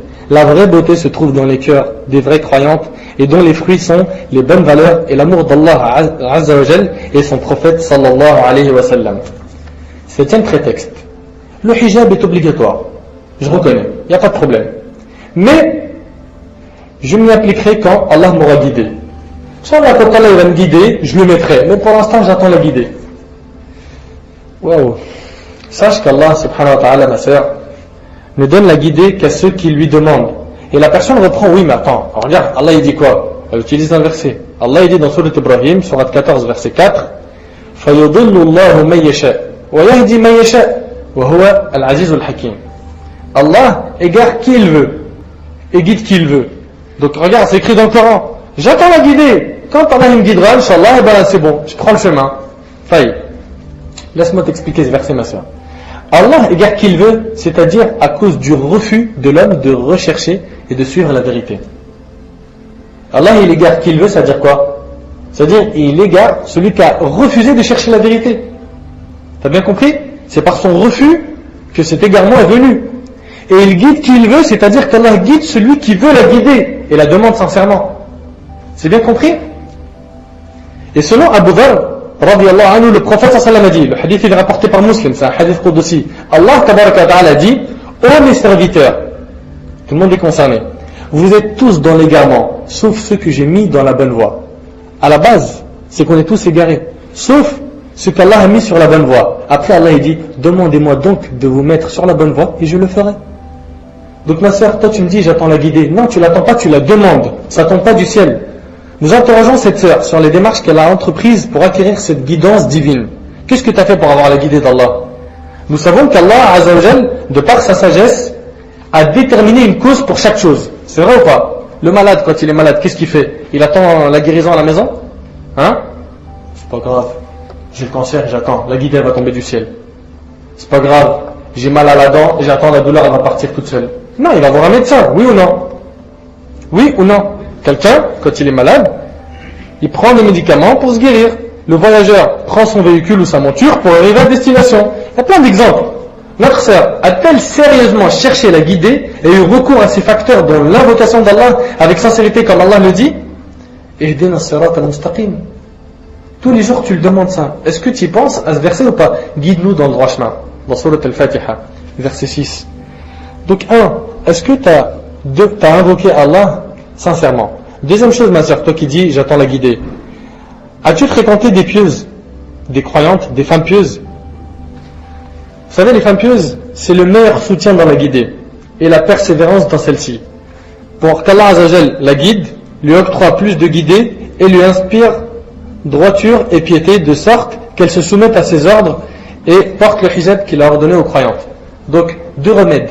Toi qui dis j'attends la guidée, c'est 1, l'invocation et 2, la fréquentation. Fréquente des filles solides, des filles qui ont la foi, des filles qui veulent avancer. Pas des filles qui disent ah vas-y c'est bon, on a fait nos 5 prières, tu veux quoi de plus? Mais non, c'est pas sérieux ça. En somme, si cette sœur est sérieuse dans la recherche de la droiture, elle mettra en œuvre les moyens d'y parvenir et l'atteindra. On entame le 8e prétexte. Si je m'engage à porter la tenue islamique, on parlera sur moi en mal. J'ai peur de porter le hijab. Après, les gens ils vont parler mal de moi. dans ma famille, tout ça, il n'y a pas beaucoup de hijab, ou il n'y en a pas du tout, donc c'est chaud, si je le porte, c'est mal vu. Sœur musulmane, en islam, il n'y a que 2 parties, pas plus. Écoutez bien, 2 parties, pas plus, pas un troisième. Allah Azza wa Jal les a cités dans son Coran. Le premier est le parti d'Allah, qu'il soutient du fait de l'obéissance à ses ordres et de l'éloignement des péchés qu'il a décrétés. Le second parti, c'est le parti de Satan. Satan qui désobéit au tout miséricordieux et ne cesse de corrompre sur terre. Donc il y a 2 parties. Le parti d'Allah Azza wa Jal et le parti de Satan. Par contre, lorsque tu te découvres et dévoiles tes charmes, tu t'embarques dans le navire de Satan. Quand tu enlèves ton hijab, tu as pris le bateau de Satan. Et de ses alliés, parmi les hypocrites et les infidèles. Et quel mauvais compagnon. Comment, ma sœur, comment tu peux fuir les ordres d'Allah Azza wa Jal pour prendre le bateau avec Shaitan? Et tu échanges ce qui est sain par ce qui est mauvais. Ma sœur, fuis vers Allah Azza wa Jal et mets en pratique ses préceptes et ne fuis pas ton Seigneur. Allah subhanahu wa ta'ala a dit فَفِرُّوا إِلَى اللَّهِ إِنِّي لَكُمْ مِنْهُ نَذِيرٌ مُبِينٌ. Allah a dit dans Surat Al-Dhariyat, verset 50, fuyez donc vers Allah. Pas fuyez Allah, mais fuyez donc vers Allah. Je suis pour vous, de sa part, un avertisseur explicite. Le hijab, c'est une adoration éminente qui n'est pas soumise aux opinions des gens. D'accord? Car celui qui l'a légiféré, c'est le Créateur subhanahu wa ta'ala. Sache, ma sœur, que satisfaire tous les gens, c'est un objectif irréalisable. En plus de ça, entre satisfaire les gens et satisfaire Allah, il y a des priorités. Et n'oublie pas que les gens parlent toujours sur ceux qui prennent le droit chemin. Comme exemple, on a le prophète sallallahu alayhi wa sallam. Est-ce que les gens ils l'ont épargné de mauvaises paroles? Pas du tout. Toute sa vie, ils ont parlé mal de lui, ils l'ont insulté, ils l'ont traité de sorcier, de plein de choses. Il a été chassé. Et après, est-ce que ça s'est terminé à ça? Pas du tout. La plus grande catastrophe, c'est quoi? Ils l'ont frappé. Ils ont fait couler du sang de son corps. T'imagines? Pourtant, il était sur le droit chemin. Donc ça, c'est le chemin des prophètes. Quand tu prends le droit chemin, il arrive qu'on ait quelques difficultés, mais avec l'aide d'Allah Azza wa Jal, tout ça, c'est rien. En définitive, dans le but de satisfaire Allah Azza wa Jal et dans l'espoir de sa miséricorde et d'acquérir son paradis, je te demande, ma sœur, d'accorder aucune importance au dire des diables parmi les hommes et les djinns. Attache-toi fermement à la loi d'Allah et suis l'exemple des mères des croyants, ainsi que des femmes érudites et vaillantes parmi les compagnons. 9e prétexte. Moi j'aime le voile. J'ai envie de porter le voile, mais il est trop lourd pour moi. Franchement, à chaque fois que j'ai envie de le porter, il y a quelque chose qui m'empêche. C'est un fardeau, c'est trop lourd. Tu dis que le voile est lourd. Je vais te l'alléger en te rappelant que tu es la servante d'Allah. C'est-à-dire que tu n'es pas libre de faire ce que tu veux dans ce monde. Et que tu quitteras tôt ou tard ce monde. Tu te dois d'obéir à ton Créateur et sache que si le voile t'est devenu lourd, c'est parce que tu as été très très très longtemps au service du diable. Et tu as travaillé pour lui en restant avec de mauvaises personnes qui ne te rappellent pas Allah Azza wa Jal, qui te voient sans voile et sont indifférents. Le diable s'est attaché à toi au point où dès que tu veux le délaisser, il dit non. Où tu vas là, comme ça là? Reviens ici. Quel hijab que tu veux porter? Ça te plaît pas ta tenue là? Quand tu marches dans la rue, il y a au moins 10 mecs qui sifflent. Reste comme ça, c'est mieux. Le diable s'est attaché à toi au point où dès que tu veux le délaisser, il dit non, jamais. Est-ce que tu sais que ce diable va se désavouer de toi le jour du jugement? Là, il est en train de te traîner jusqu'à l'enfer. Mais le jour du jugement, il va dire, j'y suis pour rien. Je suis pour rien. Je lui ai rien dit du tout. C'est pas de ma faute. Allah il dit quoi dans le Coran, dans Surat Al-Hashr, verset 16? كَمَثَلِ الشَّيْطَانِ إِذْ قَالَ لِلْإِنسَانِ اكْفُرْ فَلَمَّا كَفَرْ قَالَ إِنِّي بَرِيءٌ مِنْكَ إِنِّي أَخَافُ اللَّهَ رَبَّ الْعَالَمِينَ. Ils sont semblables au diable quand il dit à l'homme sois incrédule, c'est-à-dire sois mécréant. Puis quand il a mécru, il dit je te désavoue car je redoute Dieu, le Seigneur de l'univers. Ah, moi j'y suis pour rien du tout, moi je crains Allah Azza wa Jal. Moi je t'ai pas dit de te rendre mécréant. T'imagines? Il envoie la personne jusqu'à la mécréance, après lui dit je me désavoue de toi. Dans un autre verset, Allah dit dans Surat Ibrahim, Surat 14, verset 22, وَقَالَ الشَّيْطَانُ لَمَّا قُضِيَ الْأَمْرِ إِنَّ اللَّهَ وَعَدَكُمْ وَعْدَ الْحَقِّ وَوَعَدْتُكُمْ فَأَخْلَفْتُكُمْ وَمَا كَانَ لِي عَلَيْكُمْ مِنْ سُلْطَانٍ إِلَّا أَنْ دَعَوْتُكُمْ فَاسْتَجَبْتُمْ لِي فَلَا تَلُومُونِي وَلُومُوا أَنفُسَكُمْ مَا أَنَا بِمُصْرِخِكُمْ وَمَا أَنْتُمْ بِمُصْرِخِي إِنِّي كَفَرْتُ بِمَا أَشْرَكْتُمُونِي مِنْ قَبْلِ إِنَّ الظَّالِمِينَ لَهُمْ عَذَابٌ أَلِيمٌ. Le jour du jugement, les gens qui seront en enfer, Ils vont voir un minbar s'installer en enfer, comme ça là, où l'imam il monte le jour du vendredi pour faire son discours. Et soudainement, vous savez qui va monter dessus? Satan. Il va monter, il va faire un discours en enfer. Et ce discours, il est là, dans Surat Ibrahim, verset 22. Écoutez bien. Et quand tout sera accompli, le diable dira, les gens sont là en enfer, ils attendent quelque chose qui les soulage. Écoutez ce qu'ils vont entendre.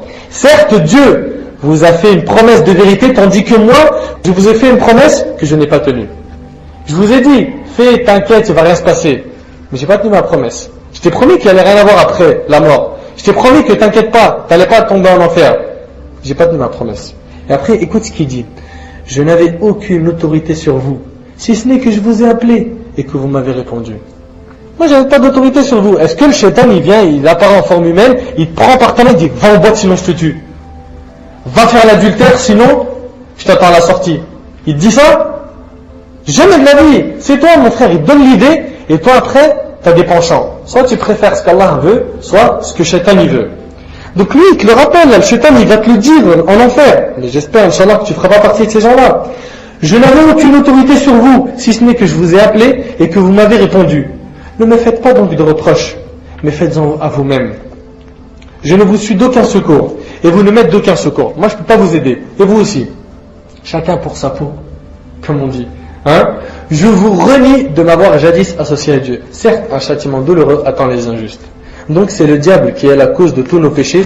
Désavouons-nous de lui avant qu'il ne se désavoue de nous. Fuyons-le par Dieu, car c'est un véritable ennemi. Allah subhanahu wa ta'ala nous l'a dit. Inna ash-shaytana kana lil-insani aduwwan mubina. Dans Surat al-Isra, Surat 17, le voyage nocturne, verset 53, le diable est certes pour l'homme un ennemi déclaré. Un ennemi déclaré. La seule chose qu'il veut, c'est que ta vie entière, ce soit des péchés. La fille reprend, oui, mais le voile est vraiment trop lourd pour moi. Je sais pas, j'arrive vraiment pas. Je te réponds, fais des efforts. Fais des efforts et n'écoute pas le diable. Il t'est bien arrivé un jour où tu n'arrivais pas à dormir. Et pourtant, tu t'es forcé, oui ou non? Tu as mis un coussin sur ta tête, tu as fermé tes yeux, tu t'es couvert, tu as fermé la porte pour ne pas écouter le bruit des gens. Et fais pareil pour Allah Azzawajal. Ferme la porte du shaitan. Mets ton voile pour Allah. C'est une obligation, c'est pas un choix. C'est une obligation. Allah Azzawajal, il te laisse. Tu es encore en bonne santé. Tu as tout ce que tu veux. Moi, ce que je te recommande, ma sœur, c'est de ne pas attendre qu'il t'arrive un grand malheur ou un accident ou une grande maladie pour que tu te réveilles. Il y a beaucoup de femmes, hélas, dès qu'elle a un accident ou un truc dans le corps ou dans le visage, elle se dit, je porte le voile comme ça cachera. Le voile, c'est mieux pour moi. Le voile, c'est une sécurité. Le voile. Porte-le maintenant. Allah t'observe tous les jours en sortant de ta maison sans voile. Ou avec un voile où on découvre les cheveux, le cou, avec un voile qui a besoin d'un voile comme on l'a dit tout à l'heure. Tu n'as pas peur, ma sœur? Fais un gros effort pour celui qui t'a créé. Certes, si je te demande de faire cet effort pour moi-même, ou pour ta mère, ou pour ton père, c'est possible que nous on ne le mérite pas, mais Allah Azzawajal le mérite. Fais-le pour Allah, ma sœur. Fais-le pour Allah. Fais un gros effort pour celui qui t'a créé. Prie beaucoup Allah et demande qu'il te guide et te fasse augmenter ta foi afin que tu sois forte et tu ne réfléchis plus à cette histoire de hijab, que ce soit une histoire classée. Tout en faisant un effort sur toi-même aussi. Tu n'invoques pas et ensuite tu dors et tu fais rien. Non, invoque et agis. Plains-toi à Allah. Dis-lui je suis faible. Fais comme les enfants ils font avec leurs parents. Pour un bonbon, ils pleurent ou pas? Fais la même chose. Ya Allah, guide-moi. Ya Allah, je suis faible. Ya Allah, je suis incapable sans toi. Ya Allah, aide-moi, facilite-moi. Et tu verras qu'Allah Azzawajal t'aidera et il est généreux et miséricordieux. Je sais que peut-être le début sera un peu dur pour toi. Je le sais. Je renie pas ça. Je sais que les débuts du hijab ils sont durs. Mais si tu es sincère, tu vas y prendre un grand plaisir. Tu sais ma sœur, le hijab au début c'est difficile, comme toute action. Ou plutôt le hijab en particulier, peut-être voilà, il a quelque chose. Mais je vais te donner un exemple du début du hijab. C'est comme l'oiseau. Vous avez vu l'oiseau quand il s'apprête à voler. Le plus dur c'est quand il va mettre tout le poids sur ses jambes pour se propulser. Une fois qu'il est propulsé, ça y est, le vent il le fait circuler à droite à gauche facilement. Propulse-toi ma sœur, même si c'est un petit peu dur avec le hijab, et Allah Ta'ala te facilitera de vivre avec ton hijab sans aucune difficulté. Deuxième prétexte, je ne porte pas le voile parce qu'Allah est pardonneur et miséricordieux. Allah il va me pardonner, de toute façon il l'a dit dans le Coran, Ghafur Rahim. Qu'est-ce qu'il y a, t'as pas bien lu le Coran? D'accord. Ghafur Rahim, t'as pas vu un verset où il disait Shadidul Iqab, dur en châtiment? Non, celui-là tu l'as pas lu? D'accord, ok. Laisse-moi te dire que tu es naïf si tu mais pas en pratique les ordres d'Allah et que tu t'attends à ce qu'Allah soit pardonneur et miséricordieux envers toi. Pour avoir le pardon d'Allah et sa miséricorde, ma sœur, il faut écouter ces paroles et les mettre en application. En effet, il ne faut pas que tu oublies qu'Allah, tout en étant pardonneur et miséricordieux, il est aussi dur en châtiment. Donc crains sa colère et fais un effort face aux ruses de Shaitan qui n'est lui à tes côtés que pour que tu désobéisses à Allah Azza wa Jal. Fais en sorte de mériter la miséricorde et le pardon d'Allah et tu l'auras, Inch'Allah. 11e prétexte, mon frère, je vais dire un truc, le plus important, c'est ce qu'il y a dans le cœur, et pas les apparences. Les apparences, mon frère, un bout de tissu, c'est ça qui va changer la vie. Hein? Le plus important, c'est le cœur. Tenue vestimentaire, c'est secondaire tout ça. Moi, je fais pas de mal autour de moi, je parle sur personne. Je fais la prière, je suis reconnaissante à Dieu, j'aime Allah. Il n'y a que le hijab qui me manque, c'est un petit détail, vas-y, garde la pêche. D'accord, je vais garder la pêche. Écoute-moi, ma sœur. Je veux bien croire, ma sœur, que tu effectues beaucoup de bonnes œuvres. Et avec une parfaite intention et un cœur sain. Je prends tout ça en considération. Seulement, il reste que tu sors dans la rue sans hijab. Si un homme te regarde, tu commets un péché. Tu vas me dire, quoi? Mais attends, dans le Coran, il y a écrit que les hommes, ils doivent baisser le regard. Mais il y a aussi écrit que tu dois porter le hijab. Pourquoi tu regardes que les versets qui concernent autrui? Mais, oui, nous, on doit baisser le regard. Mais toi aussi, tu dois porter le hijab. Si nous procédons à un calcul simple, tu collecteras dans la journée une grande quantité de péchés, surtout si tu te montres dans des lieux publics. Elle va acheter, ou elle va à l'école, ou elle va je ne sais où, sans hijab. À chaque fois qu'un homme il va voir tes cheveux, tu as des péchés. T'acceptes ça, ma sœur? Est-ce que tu peux me certifier que tes bonnes œuvres suffiront à racheter tous ces péchés le jour du jugement? Si oui, reste comme t'es. Sinon, porte le hijab vite, ma sœur. Sache que le seul en plus qui connaît réellement l'état des cœurs, tu m'as dit mon cœur il est blanc, il est sain. Qui connaît l'état des cœurs? Qui est le seul qui connaît réellement l'état des cœurs? Allah Azza wa Jal. C'est une science de l'invisible. Comment as-tu pu dire que tu connaissais que ton cœur il était blanc, sain et propre? D'où tu l'as ramené celle-là? Ainsi, celle qui ne porte pas le voile n'aura toujours pas atteint le degré de piété qu'une croyante se doit d'avoir en islam. Et je tiens à te dire que le fait d'affirmer que le plus important est ce qu'il y a dans le cœur et que le voile reste un détail pour une musulmane, c'est remettre en cause l'importance des paroles d'Allah le Tout-Puissant. Oserais-tu penser qu'Allah, par sa sagesse infinie, puisse ordonner une chose à son serviteur alors qu'elle n'est pas importante et c'est un simple détail?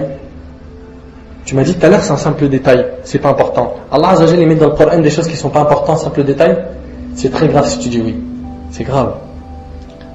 Selon Abu Huraira, radiyallahu anhu, dans Sahih Muslim, le prophète sallallahu alayhi wa sallam a dit Inna Allah la yanzur ila suwarikum wa amwalikum walakin yanzur ila qulubikum wa a'malikum. Le prophète sallallahu alayhi wa sallam a dit Dieu exalté ne regarde ni vos corps ni vos images. Allah Azza wa Jalla ne va pas te juger par ton corps. Il est gros, il est musclé, il est maigre. C'est un noir, c'est un blanc, c'est un beurre, c'est un ci. Et il ne va pas te juger aussi par ta richesse. Il ne regardera pas ton compte bancaire aujourd'hui, mais par contre il regarde quoi? Qu'est-ce qu'il a dit le prophète? Vos cœurs. Donc on confirme ma soeur que le cœur c'est important, mais il a dit aussi et vos actes. Donc le cœur c'est important, mais l'acte aussi. Si tu as un bon cœur, normalement ce bon cœur doit te faciliter de faire les actes qu'Allah Azza wa Jalla a demandé. Si tu me dis que ton cœur il est sain et qu'il manque que ça, justement le cœur sain doit te faciliter à obéir à Allah Azza wa Jalla. Dire que le hijab c'est pas important, c'est juste le cœur. D'accord? L'essentiel c'est le cœur. Et les femmes des compagnons, ils n'avaient pas des bons cœurs? Oui ou non? Elles ont bien porté le hijab. S'il y a des cœurs qui méritent d'être évoqués, c'est bien les cœurs des femmes des compagnons et les cœurs des compagnons. Comment ils ont compris ça? Ils sont partis immédiatement porter un hijab. Ils ont coupé un morceau de leur vêtement pour en porter un hijab. Donc ma sœur, as-tu un cœur plus sain qu'eux? Est-ce que ton cœur il est plus sain que les femmes des compagnons? Sache que la foi, ma sœur, c'est pas que croire avec le cœur et dire avec la langue, mais c'est aussi pratiquer avec tes membres et tes organes. 12e prétexte. Moi, je ne porte pas le voile parce que je déteste les voilés. Une fois, j'ai parlé avec une voilée. Et elle m'a dit, porte le voile, tu vas aller en enfer, tout ça. Elle m'a dit d'une manière, franchement, jamais de la vie je vais le porter. Il parle trop mal. C'est pour ça que j'aime pas le voile, ni les voilés d'ailleurs. Je te réponds, ma sœur. Si tu portes le voile pour les voilés, ou tu ne le portes pas à cause d'elle, c'est pas la peine de le porter. Le voile, on le porte pour qui? Pour Allah Azzawajal, pas pour les voilés, ni pour les critiques ou les paroles de X ou Y personnes. Ma sœur, normalement, le voile, tu le portes pour qui? C'est bien pour Allah. Pour Allah, bien sûr. Donc, laisse les gens parler. Ne te prends pas du tout la tête avec ce qu'ils disent. Porte-le toi et montre un bon comportement. En plus, je connais également des personnes, en ce qui me concerne, qui font la prière et qui font ceci et cela. Est-ce que je dois délaisser la prière? Moi, je connais aussi des personnes qui vont au Hajj et qui font ceci, cela sans citer. Est-ce que je vais plus au pèlerinage, je fais plus le Hajj, j'accomplis plus le pilier de l'islam parce qu'il y a des gens, ils font n'importe quoi là-bas? Non. Donc ma sœur, ils font n'importe quoi, c'est leur problème. Le jour du jugement, tu ne porteras pas leur péché. Allah, il l'a dit. Personne ne portera le fardeau d'autrui. Tu porteras tes propres péchés. Donc ils font ce qu'ils veulent. Et ce verset-là, il est dans Surat Al-An'am, les bestiaux, verset 164. Et quant aux voilés, je m'adresse à eux maintenant, qui n'ont pas de douceur avec leurs sœurs qui sont non voilées. Sachez que le prophète sallallahu alayhi wa sallam n'a jamais, durant toute sa vie, donné un conseil avec haine ou méchanceté à quelqu'un qui était dans ses débuts. Un débutant, jamais le prophète sallallahu alayhi wa sallam, jamais il a été méchant, jamais il a été dur avec lui dans un conseil. De même, je rappelle à mes sœurs, qui n'ont pas de douceur dans leurs propos, ce qu'Allah Azza wa Jal, dans le Coran, a dit à son prophète sallallahu alayhi wa sallam. Allah, il dit au prophète sallallahu alayhi wa sallam, mais si tu étais rude, au cœur dur, il se serait enfui de ton entourage. Ça, c'est Allah qui le dit à qui? Au prophète sallallahu alayhi wa sallam. C'est vrai, les gens ils fuient les personnes qui sont dures. Ils sont durs. Au cœur dur, c'est normal. Allah dit, mais si tu étais rude au cœur dur, il se serait enfui de ton entourage. Et bien sûr, le prophète sallallahu alayhi wa sallam, il a été envoyé comme miséricorde pour le monde. 13e prétexte. Moi, je porte pas le voile. Ça ressemble un petit peu au prétexte numéro 12, mais c'est différent. Parce que de toute façon, il y en a plein qui le portent, mais elles sont hypocrites. Elles portent le voile d'ici, et derrière, mon frère, je la vois, prend le téléphone, elle fait, ouais, Guillaume, t'es où? Allô, t'es où, Mouloud? Allô, Mohamed, on se voit quand? Mon père, il vient de sortir. Wallah, je les vois, c'est des hypocrites. Ça sert à quoi d'être comme eux? C'est presque pareil que tout à l'heure. Tu vois? Je te dis, tu le portes pas pour elle, d'accord? Et porte-le toi et montre une bonne image. Sache que même si ce que tu dis est vrai, eh bien je souhaite moi que tu portes le voile et que tu sois par la même occasion un exemple pour les gens. T'imagines si tout le monde pensait comme toi, il n'y aurait plus aucune sœur portant le voile sur terre. Et ce n'est pas parce qu'on voit un mal dans quoi que ce soit qu'on doit délaisser un bien. 14e prétexte. Le voile, c'est un symbole de soumission. C'est rabaisser la femme. Franchement, moi je suis contre le voile. Ça rabaisse la femme. Arrête, dis-le. Les femmes, elles sont soumises. D'accord.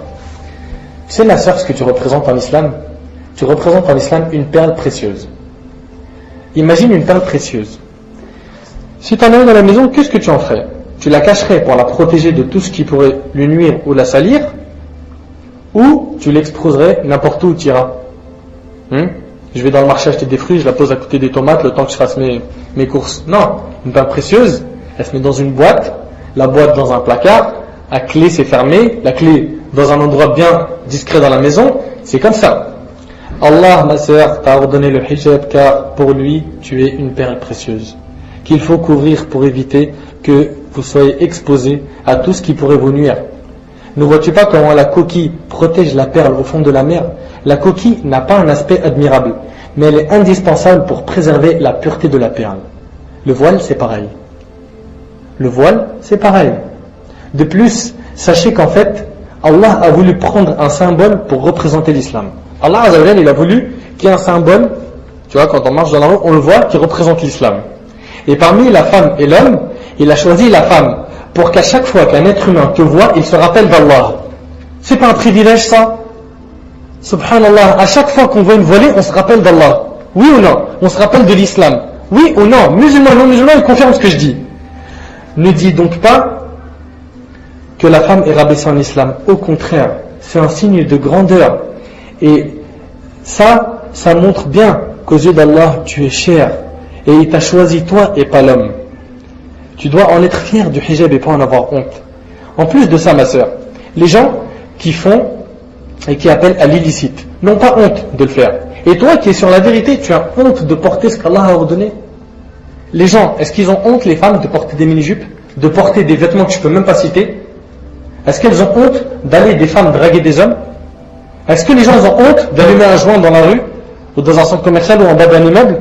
Est-ce qu'ils ont honte de boire de l'alcool? Est-ce qu'ils ont honte de voler? Est-ce qu'ils ont honte de faire du carjacking? Vous savez c'est quoi? Il casse la fenêtre de la voiture, il prend sa caméra et il part. Il a honte lui? Et toi t'as honte de mettre en pratique ce qu'Allah t'a dit? Eux ils ont pas honte de faire le haram, le mal. Et toi t'as honte de faire quoi? D'obéir à Allah. Ma soeur, crains Allah Azzawajal et sache que toute la fierté est dans ton hijab et dans l'obéissance à Allah Azzawajal. Maintenant une question pourrait se poser. Oui mais pourquoi si nous on porte le hijab, pourquoi c'est pas les hommes? Ouais, on va y répondre. On va y répondre. J'espère juste que je vais terminer dans mon temps. Oh là là. Ils posent beaucoup de questions les femmes, hein. Mais bon, on est patient avec elles. Pourquoi le voile n'a-t-il pas été exigé des hommes? Est-ce une injustice envers les femmes pour les contrarier? Non. C'est tout simplement parce que 100 hommes qui essayent de faire en sorte qu'une femme s'attache à eux à travers leur apparence n'y parviendront pas. Tandis qu'une seule femme peut faire en sorte qu'une centaine d'hommes à la fois s'attachent à elle. Oui ou non? On ramène 100 mecs et on les fait draguer une fille. C'est possible qu'ils ne parviennent pas, même s'ils ont des belles apparences. Mais une fille, elle fait tomber 100 mecs. C'est vrai ou c'est pas vrai? Donc ma soeur, c'est pour ça que tu dois te couvrir et tu dois porter ton hijab. On continue. 15e prétexte. On est en France mon frère et il faut s'intégrer à la société. D'accord. Mais laisse-moi te dire quelque chose qui prouve que je ne suis pas totalement d'accord. Ma sœur, depuis quand délaisser les principes de la religion, c'est s'adapter à la société? Réveille-toi ma sœur, et ne tombe pas dans les filets de Satan, car il t'a encore tendu une de ses perches. Je ne te dis pas de ne pas t'intégrer à la société, pas du tout. Simplement, qu'avant de faire partie de la société française, ma sœur, tu fais partie de la communauté musulmane. Donc intègre-toi à la société si tu le souhaites, mais ne dépasse pas les limites fixées par Allah Azzawajal.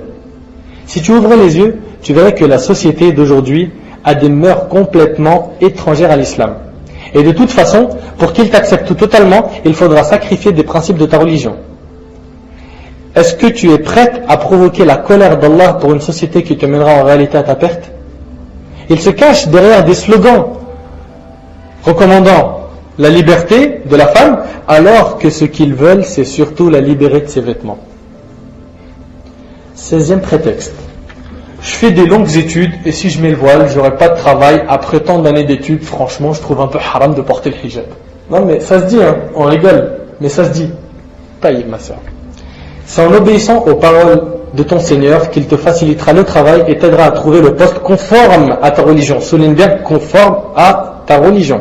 N'as-tu pas vu qu'Allah Azzawajal a dit وَمَنْ يَتَّقِ اللَّهِ يَجْعَلْ لَهُ مَخْرَجًا وَيَرْزُقْهُ مِنْ حَيْثُ لَا يَحْتَسِبُ. Et quiconque craint Allah et porte le hijab, qu'est-ce qui se passera? Il te donnera une issue favorable et le pourvoira par des moyens qu'il n'escomptait pas. C'est-à-dire il te donnera ce que tu n'imaginais pas. Dans Surat Al-Talaq, versets 2 et 3. Et si c'est vraiment ça ton prétexte, pour t'éprouver, il se pourrait qu'il te ferme toutes les portes du travail, même sans que tu portes le voile. Et ceci pour te montrer que ce n'est pas un obstacle à la vie. Au contraire, tout dépend d'Allah Azzawajal. Tout dépend d'Allah. Tu peux pas me dire si j'obéis à Allah, Allah il va me fermer une porte. Est-ce que c'est logique ça? Toi t'as pas confiance en Dieu si tu dis ça. Si tu dis si je porte le hijab, je trouverai pas, t'as pas confiance en Dieu. Parce que tu es en train de dire si je l'obéis, il va me priver. Depuis quand? Depuis quand? Celui qui l'obéit, il est gagnant dans ce bas monde et dans l'au-delà. C'est en t'approchant d'Allah le Tout-Puissant et en lui obéissant que tu réussiras ta vie ici-bas et celle de l'au-delà. Crois-tu vraiment qu'Allah n'est pas au courant de ce qui se passe aujourd'hui en ce qui concerne les restrictions au niveau du voile dans la société? Bien évidemment que oui. Et malgré ça, il l'a quand même rendu obligatoire. Donc ce n'est pas du tout dans le but de te fermer des portes, mais de te préserver de ce qu'il y a derrière ces portes, car il sait ce que tu ne sais pas. Ma sœur, qui est-ce qui détient la subsistance?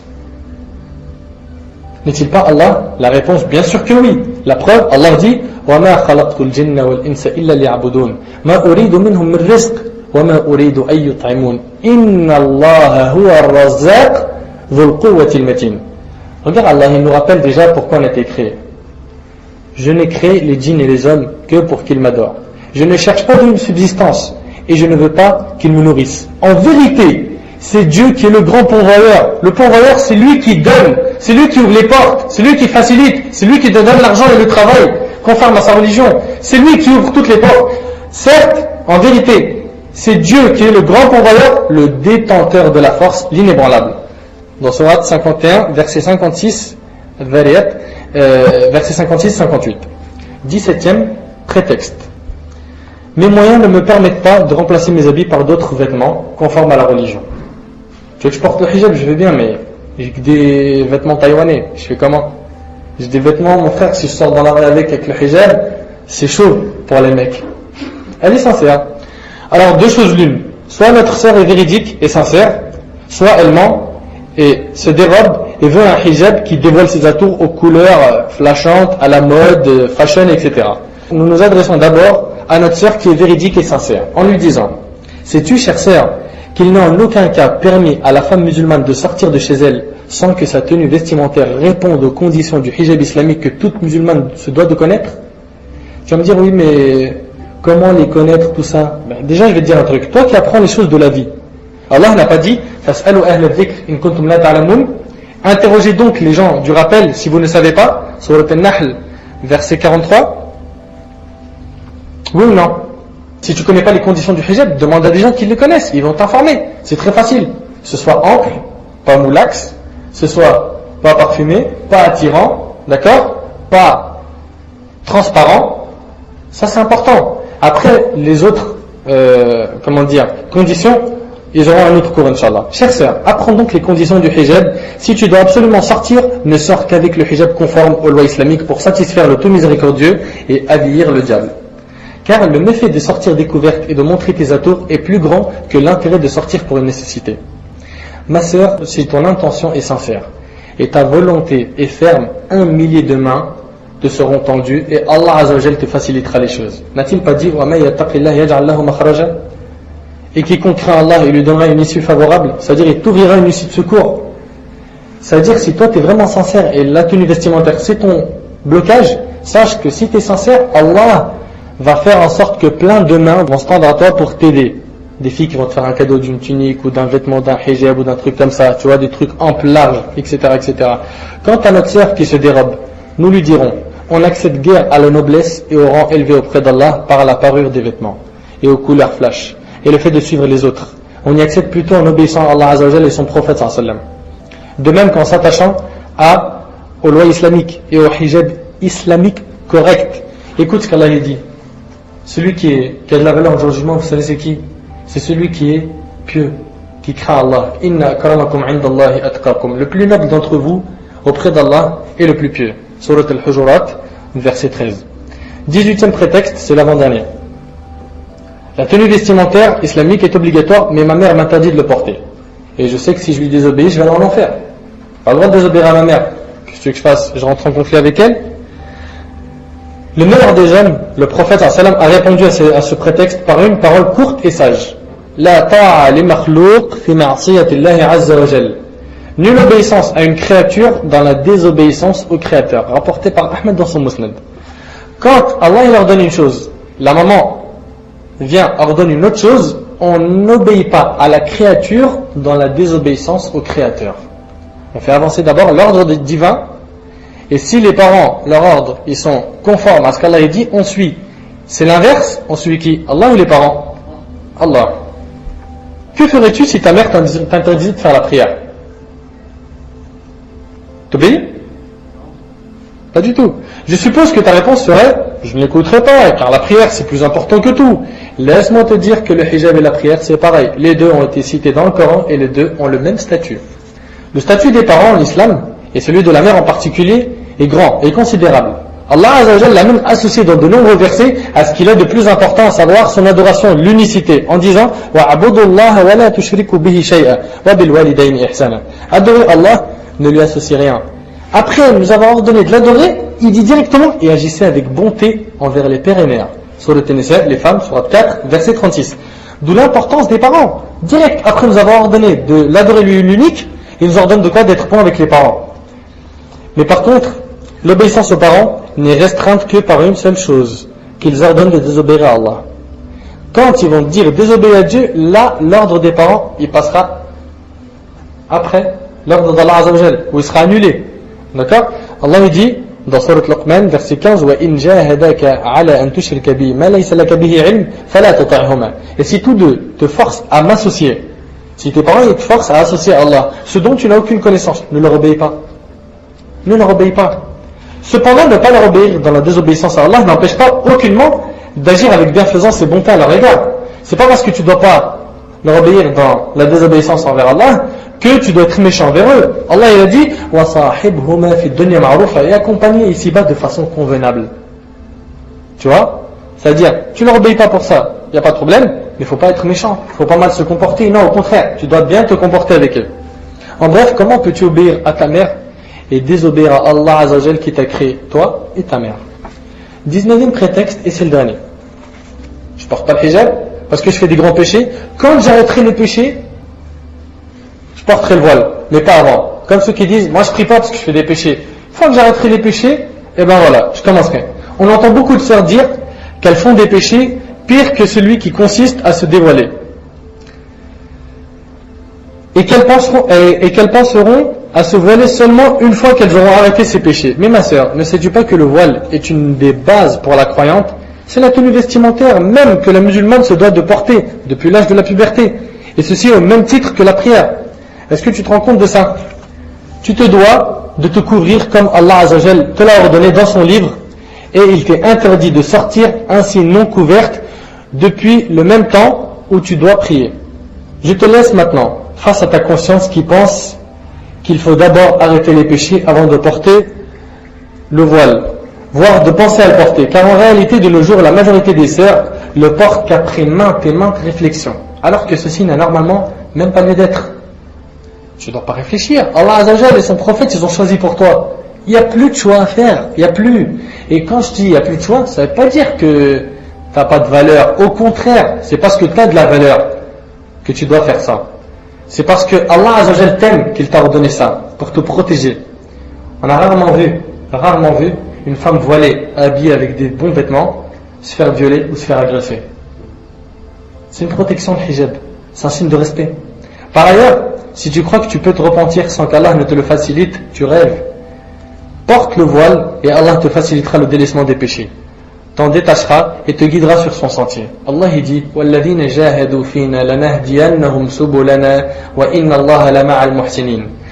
Et quant à ceux qui luttent sur notre cause, nous les guiderons certes sur nos sentiers.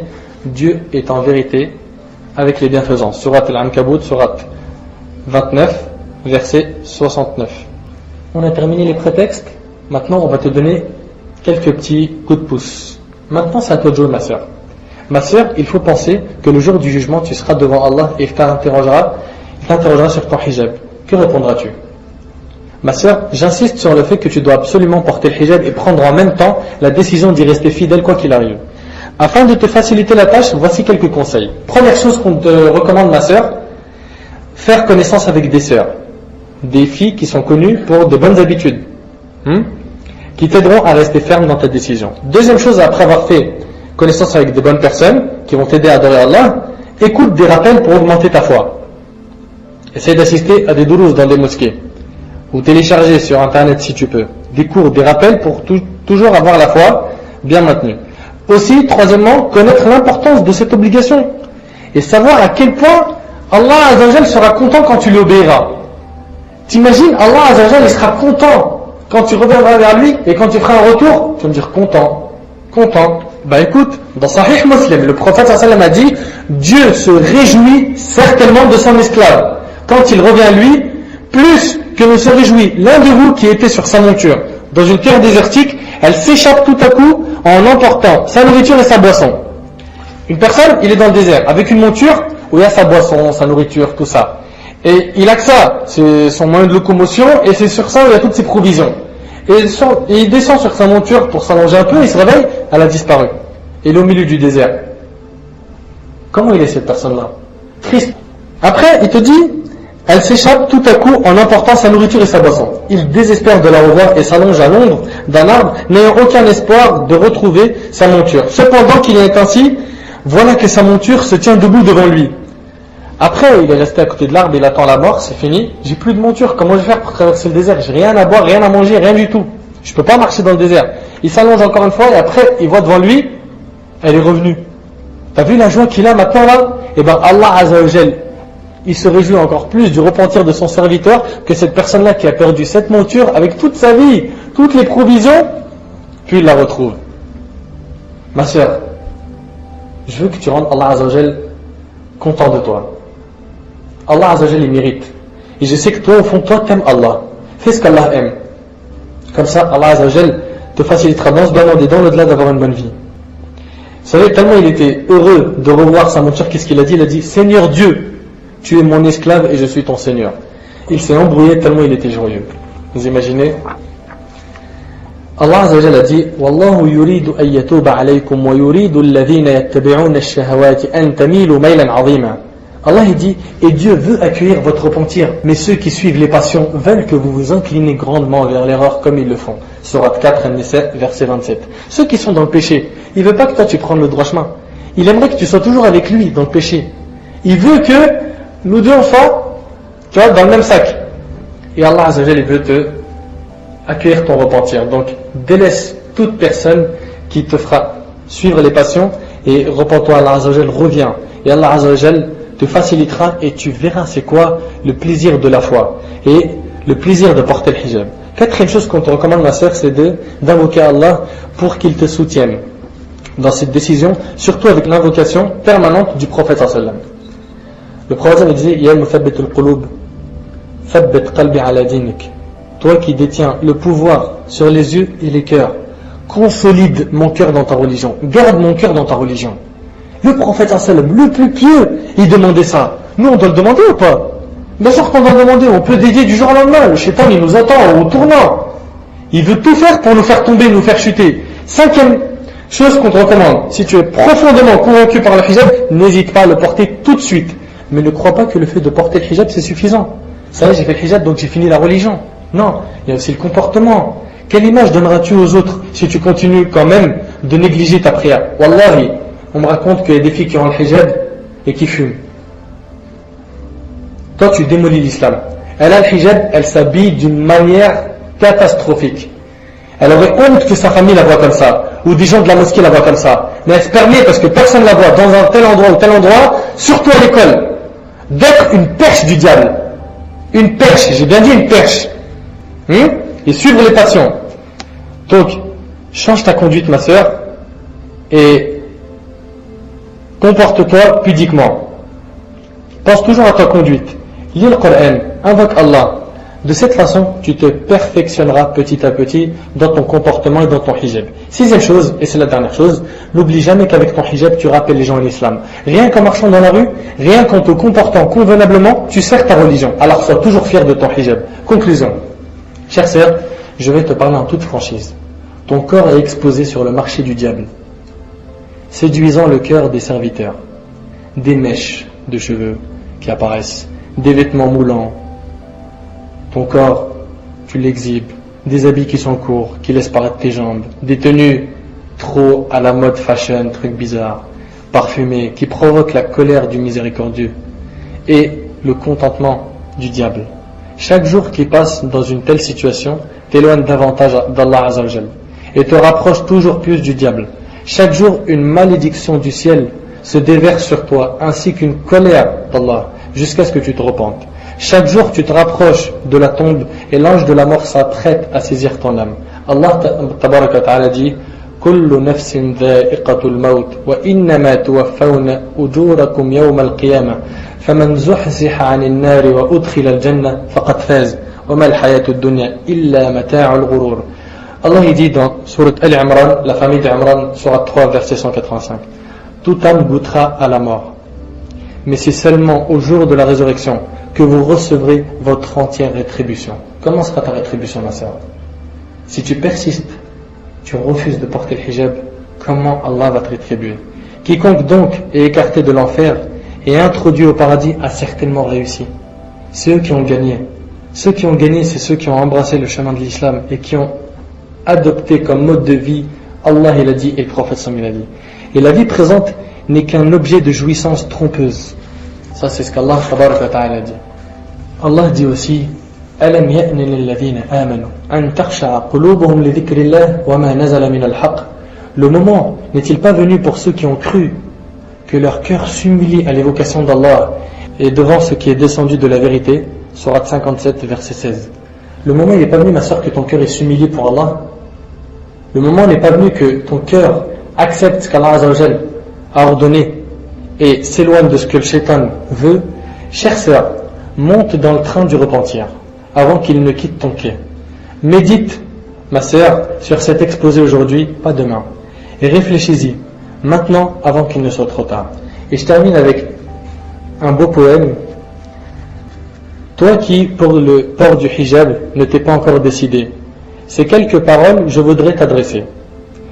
Il y a quelque temps déjà, dans la même situation que toi, je me trouvais l'intention de porter le hijab un jour, mais sans pouvoir me décider.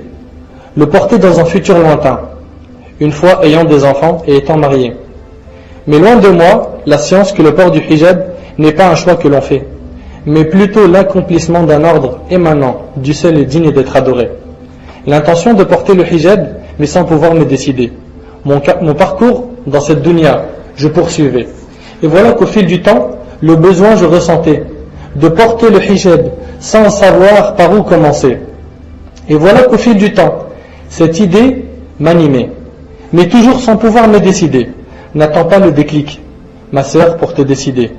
Place tout simplement ta confiance en ton Seigneur et laisse le waswas de shaitan de côté. Qu'attends-tu donc, ma sœur, pour enfin te libérer de cette crainte, de cette peur qui provient de shaitan, le lapidé? La mort, la certitude vont bientôt passer. Quelle excuse auras-tu devant ton Seigneur pour avoir délaissé ce qu'il t'a commandé?